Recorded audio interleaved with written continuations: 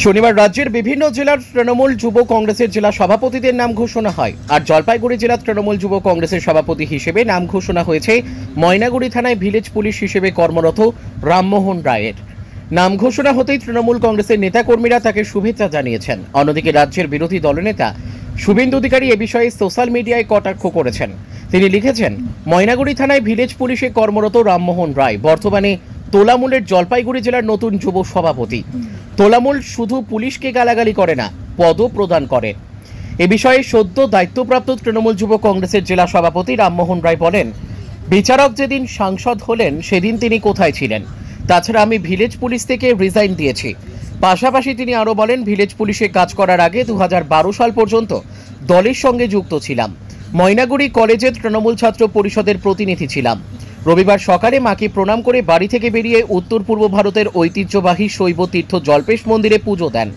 এরপর জেলার বিভিন্ন এলাকার কর্মী সমর্থকদের সাথে কথা বলতে বেরিয়ে পড়েন। ব্যুরো রিপোর্ট, আমাদের টিভি। সেটা প্রথমত বলি দাদা, মানুষ দল করে মমতা ব্যানার্জিকে দেখে আমাদের পশ্চিমবঙ্গের সর্বভারতীয় তৃণমূল কংগ্রেসের নেত্রী, বাংলার বাহিনী মমতা ব্যানার্জি এবং বাংলার যুবরাজ, বাংলার আইকন, যুব আইকন, প্রিয় সাংসদ অভিষেক ব্যানার্জিকে দেখে। তো সেই জায়গায় দাঁড়িয়ে থেকে মানুষের আবেগ অলরেডি দলের প্রতি আছে। চ্যালেঞ্জ 21শে জুলাই প্রত্যেকবারে দেখছেন, বৎসর যত যায় তত 21শে জুলাই কলকাতা মাঠ ভরে যায়। তো দিন যত এগোচ্ছে তত মাঠ ভরে যাচ্ছে। তো তুলনামূলক প্রতিনিয়ত যেভাবে বেরোচ্ছে, এবার আবার বেরিয়ে যাবে, বাড়বে।